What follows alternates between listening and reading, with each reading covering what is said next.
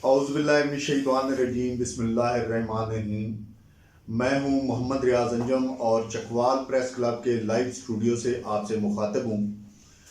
آج میرے ساتھ پینل میں موجود ہیں چکوال پریس کلب کے صدر امیر عباس منہاج صاحب، جنرل سیکرٹری چودھری عمران کیسر صاحب اور فنانس سیکرٹری توقیر انور منہاج صاحب۔ آج کے دن بھی ہم آپ کے لیے آپ کی دلچسپی کا موضوع سامنے لے کے آئے ہیں۔ وہ چکوال کی لوکل پالیٹکس پہ ہے، لیکن ہم تھوڑا سا اپنے ضلع چکوال کی حدود سے نکلیں گے اور تلہ گنگ ضلع کا بھی رخ کریں گے کہ تلہ گنگ ضلع بننا وہاں کے لوگوں کا ایک درینہ خواب تھا، ایک درینہ مطالبہ تھا جو پورا ہوا، اور یقیناً یہ ایک بہت بڑی اچیومنٹ ہے اور اس اچیومنٹ کے پیچھے کس کا ہاتھ ہے۔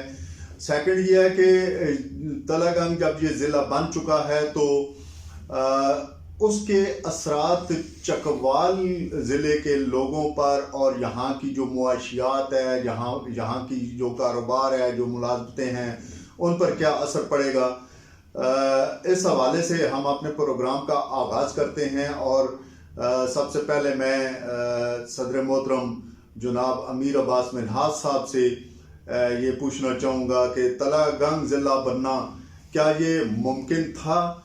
اگر ممکن نہیں تھا تو یہ کیسے ممکن ہوا؟ اور چونکہ ان کا وہاں پہ کافی زیادہ تعلق واسطہ بھی ہے، رابطے میں بھی رہتے ہیں، تو یہ اس ضلع بننے کے جو ہے اس کو کس نظر سے دیکھتے ہیں؟ جی بہت شکریہ ریاض انجم صاحب۔ یہ تلہ گنگ جو ضلع بنا ہے، یہ اہلیان تلہ گنگ کا درینہ مطالبہ تھا، اور یہ جیسے کہ آپ کو بھی علم ہے کہ یہ کیسے بنا ہے۔ یہ ممکن نہیں تھا کہ یہ ضلع بنتا، کیونکہ اس کے پاس اتنے وسائل نہیں تھے، اور میں دوستوں میں بیٹھ کے بعض اوقات یہ بھی کہتا تھا کہ جو تلہ گنگ والے اپنی اینٹ نہیں بنا سکتے، وہ ضلع کیسے بنائیں گے؟ بہرحال جیسے بھی ہوا، خدا کا کرم ہوا، جیسے بھی، یا جو سیاسی عوامل تھے ان کی وجہ سے ضلع تو بن گیا ہے۔ ضلع بننے کے بعد ان کو جو مسائل درپیش ہیں، خدا کرے کہ وہ جال ڈال ہوں۔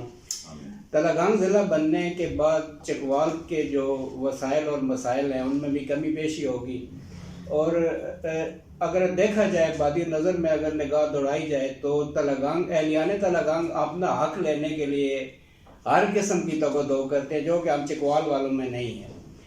جب سے چکوال ضلع بنا ہے، تلہ گنگ چونکہ تحصیل تھی، اور تلہ گنگ کے سیاستدانوں نے ہمیشہ اپنے لوگوں کی ویلفیئر کی ہے، اور میں آپ کو بتاؤں کہ 30,000 کے لگ بھگ جو ملازمین ہیں چکوال میں، وہ ملازمتیں کر رہے ہیں سرکاری محکموں میں، چاہے وہ محکمہ صحت ہو، محکمہ تعلیم ہو، یا جوڈیشری ہو، یا پولیس ہو۔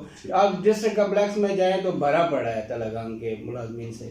تو اب یہ جو ہے، یہ ایک مسائل، ہمارے وسائل اور مسائل میں کمی بیشی، جیسے میں پہلے بھی کہہ چکا ہوں کہ ہوگی۔ تو میں آپ کو بتاتا چلوں کہ اب یہ جو تلہ گنگ کے ملازمین ہیں، یہ آٹومیٹک اپنے ضلع میں جائیں گے، اللہ کرے کہ یہ جائیں، کیونکہ چکوال میں جو آتا ہے وہ پھر جاتا نہیں ہے، چاہے وہ تلہ گنگ والا ہو، چاہے کسی اور ضلع سے آیا ہو، چاہے وہ افغانی مہاجر ہو۔ تو اللہ کرے کہ ہمارے وہ اپنے، اب ان کو ضلع مل گیا ہے، وہ اپنے علاقے کا رخ کرے اور ہم اپنے وسائل سے مستفید ہو سکیں۔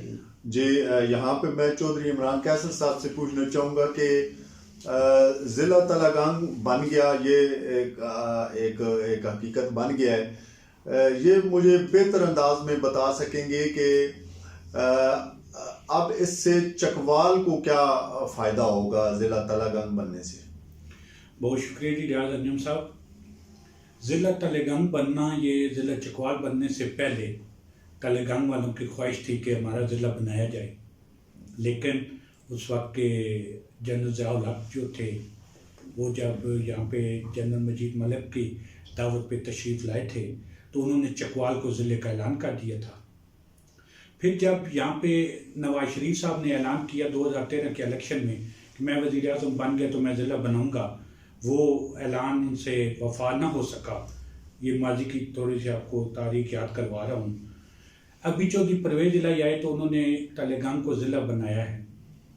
اس ضلع کی جو سب سے بڑی خوبصورتی ہے وہ یہ ہے، جو میں سمجھتا ہوں کہ لوگوں تک جانی چاہیے، کہ آپ کے ایک سرکاری محکمے میں اگر آپ نے 10 آدمیوں کی بھرتی سینکشن لینی ہے تو اس کے لیے سیکریٹریٹ کی فائلیں چکریں کاٹ کاٹ کے تھک جاتی ہیں، ان پہ کوائریز لگتی ہیں، ان پہ طرح طرح کے اعتراضات لگائے جاتے ہیں. لیکن یہ تلگنگ والوں کی خوش قسمتی ہے کہ حافظ عمار یاسر جیسا ان کو ایم پی اے ملا ہے، اور چودھری پرویز الہی جیسا وزیر اعلیٰ پنجاب اساتی طور پہ آ گیا ہے. اب دیکھیں، آپ کا ڈسٹرکٹ پولیس آفیسر تلگنگ میں بٹھا دیا گیا ہے، آپ کا ڈپٹی کمشنر تلگنگ میں بٹھا دیا گیا ہے، پورا سیٹ اپ، آپ کا پورا جو حکومتی سیٹ اپ ہے، ہیلتھ، سب سے بڑا آپ کا ہیلتھ اور ایجوکیشن کا سیٹ اپ ہوتا ہے، وہ سارا آپ کو تلگنگ میں فراہم کر دیا گیا ہے. آپ کو ڈسٹرکٹ اکاؤنٹ آفس فراہم کر دیا گیا ہے. اب اس میں ایک تو بات بڑی یقینی طور پہ ہے، وہ کیا ہے کہ یہاں پہ اب چکوال ایجوکیشن کی 155 کلاس 4 کی ویکینسیز آئی ہیں. تو میری بات ہوئی کس ذمہ دار سے، تو وہ بتا رہے تھے کہ یہ 155 جو ہے یہ ضلع چکوال سے بھرتی کیے جائیں گے، اور جو تینوں ایم پی ایز ہیں پی ٹی آئی کاف کے یا دیگر جماعت جو ہے ان کے اتحادی جو ہیں، ان کو یہاں پہ 50-50 ویکینسی دی جائے گی. اب اس میں آپ نے پہلے ہیلتھ کی آپ کی بھرتی ہوئی لطیفال آر ایس سی والی، آپ کی میونسپل کمیٹی چکوال کی بھرتی ہوئی، آپ کی ضلع کونسل چکوال کی بھرتی ہوئی، آپ کی جو سیدن شاہ میونسپل کمیٹی کی بھرتی ہوئی، سب میں ایڈ آ گیا کہ ضلع چکوال کے رہائشی یہاں پہ وہ ملازمت لے سکتے ہیں. یقینی طور پہ تلگنگ ضلع بننے سے ایک فائدہ تو یہ ہوا ہے کہ آپ کے چکوال کے لوگ جو بے روزگار تھے ان کو روزگار ملا ہے. اب جو تلگنگ میں ڈپارٹمنٹس آئے ہیں ان میں ہزاروں لوگ بھرتی ہونے، جیسے امیر عباس صاحب کہہ رہے تھے کہ آپ کے ایجوکیشن، ہیلتھ میں اور کمپلیکس میں تلگنگ کا ایک بہت بڑا گروپ ہے، مطلب ایک پورا بجٹ آ گیا ہے نا، جی. اس بجٹ کے اگینسٹ تو بھرتیاں ہوں گی. اب ریاض صاحب جب وہاں پہ بھرتیاں ہوں گی تو یقینی طور پہ وہاں پہ ہر خاندان کے 2-2 4-4 افراد آپ بھرتی کر سکیں گے، خوشحالی آئے گی، لوگوں میں بے روزگاری کم ہوگی. اسی طرح آپ کے وہاں پہ ایک ضلع ایکٹیو ہونے سے چکوال کے مسائل بہت کم ہو گئے ہیں. جیسے آپ پہلے یہاں سے آپ کو نا ایک سب انسپیکٹر تھا، اسے لاوا بھجوا دیا جاتا تھا، اب وہ ڈسٹرکٹ چکوال کے اندر رہ سکے گا. ڈسٹرکٹ چکوال کتنے تھانوں پہ ہے اس وقت؟ 5 چکوال کے سرکل کے تھانے ہیں صدر کے، اور 2 آپ کے سیدن شاہ سرکل کے تھانے ہیں. اسی طرح آپ کے جو چکوال میں آپ کو ناپسندیدہ ہوتا تھا سیاسیوں کو، اس کو لاوا تحصیل میں بھجوا دیں جی. اب وہ لاوا تحصیل میں جانے کے لیے دوسرا ڈسٹرکٹ ہے، اس کے لیے آپ کو کمشنر صاحب کے پاس جانا پڑے گا، متعلقہ ڈائریکٹر کے پاس جانا پڑے گا جو ڈویژن میں بیٹھتے ہیں، آپ کو آر پی او صاحب کے پاس جانا پڑے گا. اس سے یقینی طور پہ انتقامی کارروائیوں کا سلسلہ جو ہے وہ بھی رکے گا.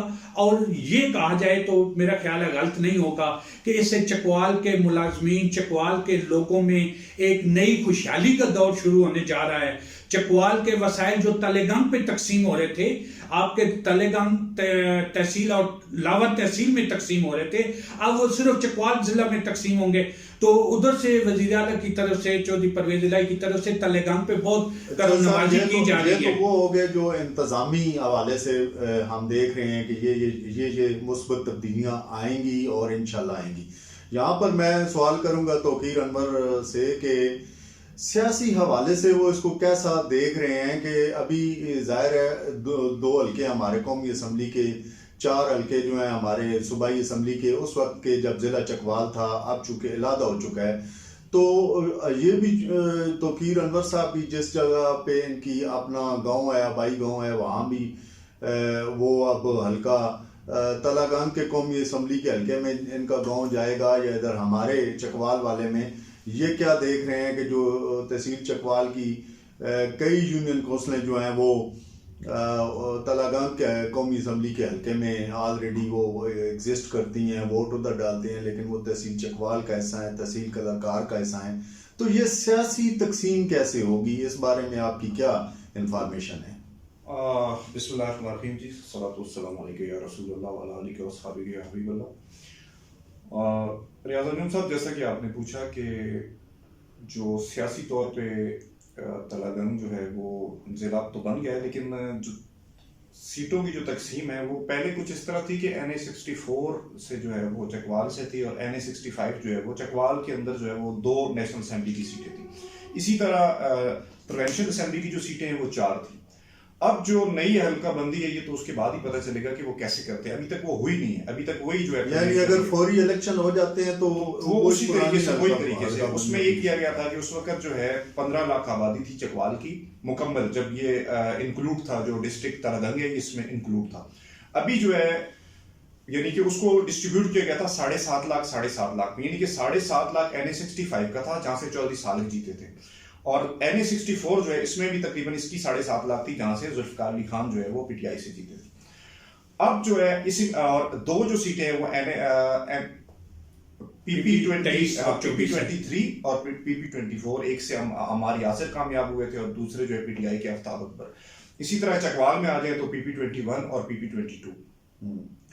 अब जो है वो जो आम तौर पे ख्याल किया जा रहा है कि जो प्रोविंशियल असेंबली की जो सीटें हैं वो 3 चकवाल को दी जाएंगी, और एक जो है वो जो नेशनल असेंबली की सीट है वो NA64 जो साबका और अभी मेरे ख्याल से एग्जिस्ट कर रहा जी 58 है।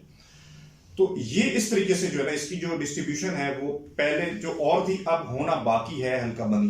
तो तलागंग की सूबाई जो नशिस्तें हैं उसमें भी इजाफा होगा या होना चाहिए, क्योंकि अब डिस्ट्रिक्ट बनने के बाद वहां पे जो प्रोविंशियल असेंबली की जो सीटें हैं वो 2 हो जानी चाहिए। नेशनल असेंबली की क्योंकि वो इतना बड़ा जिला नहीं है, तकरीबन 2 तहसीलों पे जो है ना वो मुश्तमिल है, तो नेशनल असेंबली की मेरे ख्याल से एक ही सीट होगी।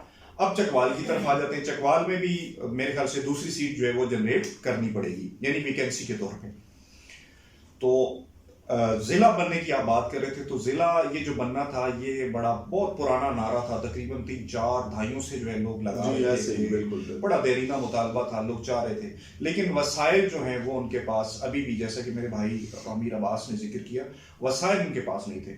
अब ये धक्काशाही से एक जिला तो बना दिया गया है। धक्काशाही मैं इसलिए कहूंगा, ये मैं एहतियातन लफ्ज इस्तेमाल कर रहा हूँ, कि जब आपके पास वसाइल नहीं है तो कोई भी एक हाउस होता है उसको चलाने के लिए जो है वो एक रेवेन्यू की जरूरत होती है। अब रेवेन्यू जनरेट कैसे होता है उसके लिए मतलब challenging good luck for Talagang और वहाँ के लोगों के लिए ये एक बड़ी ज़बरदस्त खबर है कि चलें वो ज़िला ना सिर्फ अनाउंस हुआ बल्कि जैसा कि दोस्त मेरे बता रहे हैं कि वहाँ पे जो ऑफिस हैं उन्होंने भी काम शुरू कर दिया है और एक जो बजट है वो भी मुख्तस कर दिया गया है। यहाँ ये सब कुछ हंगामी बुनियादों पे जो है ना ये किया जा रहा है, लेकिन इसके बावजूद मैं समझता हूँ कि हाफिज अमार यासिर साहब ने एक बहुत बड़ा काम किया है और जो कि तलागंग में उनके लिए एक बहुत समझता हूँ कि उन तारीख में उनका नाम लिखा जाएगा। मैं अपने पैनलिस्ट दोस्तों का बहुत ज़्यादा शुक्रगुजार हूँ कि उन्होंने इस सब्जेक्ट पे आज बात की। हम इंशाल्लाह नेक्स्ट किसी प्रोग्राम में आपसे फिर मिलेंगे। अल्लाह हाफिज़।